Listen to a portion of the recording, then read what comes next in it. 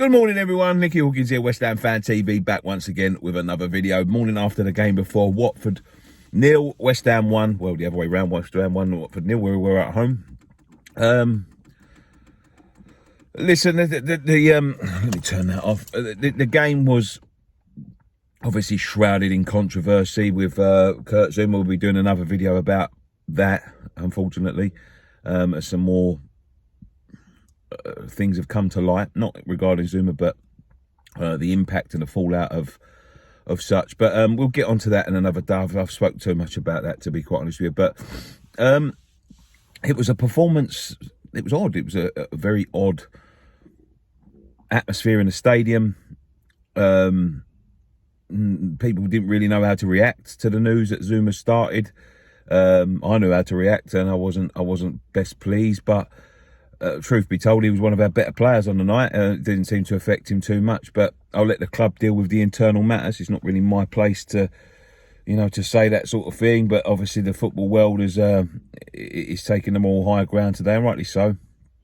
As I said, I still support the club in anything they wish to do with Kurt Zouma. I'm sure that there'll be some sort of repercussion somewhere down the line, but we'll see what happens with that.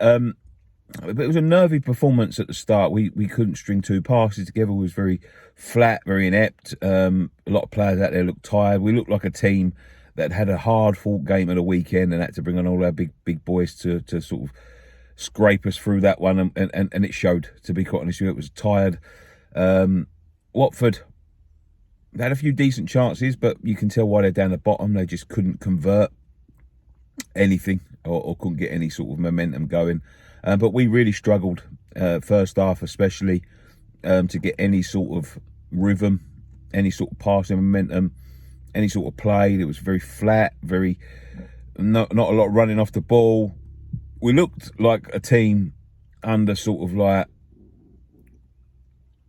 who can I say? Pellegrini, probably. Just inept of ideas.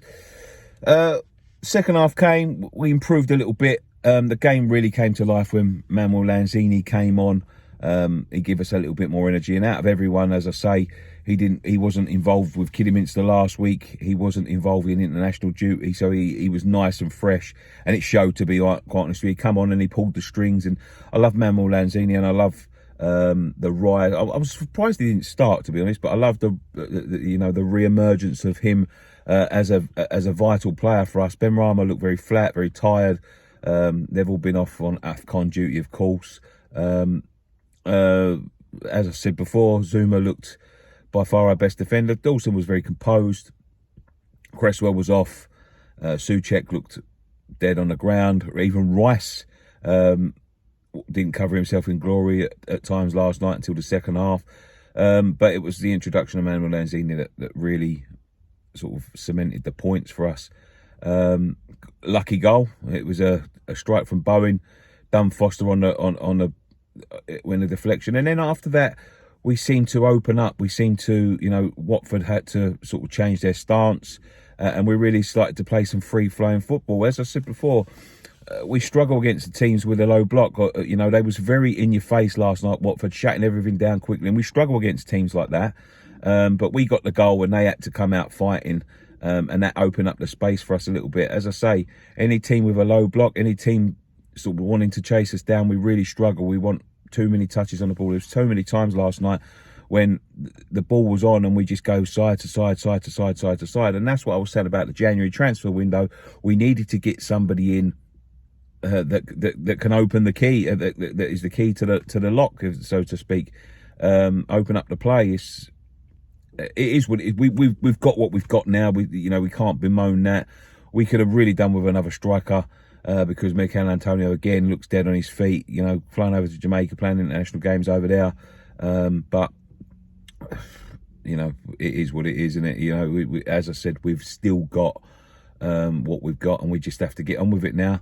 Back into the top four. Man United drew with Burnley, of course. As I said before, that was a tough place to go. But in reality, we need to pick up performances. We need to, probably about 10 or 11 games in a row now when we've had a poor performance. But we need to pick up performances. We'll get beat against better teams. And if we keep on playing like that, there's better teams out there that will beat us. But it's a good 3 points. They've got a new manager bounce. They've got they're fighting for their lives. So in the whole, when you look at it, it is a good 3 points. We've been pretty poor at home. We travelled to Leicester. We've got to be better than that. But, you know, Leicester are an up and down team. They're not exactly covering themselves in glory this season. So, look, we'll see what happens. But happy with the 3 points. Not too happy with the Zuma situation. But, again, that's for the club to deal with. But we march on. Anyway, thank you very much for joining. One thing left to say, come on, you irons.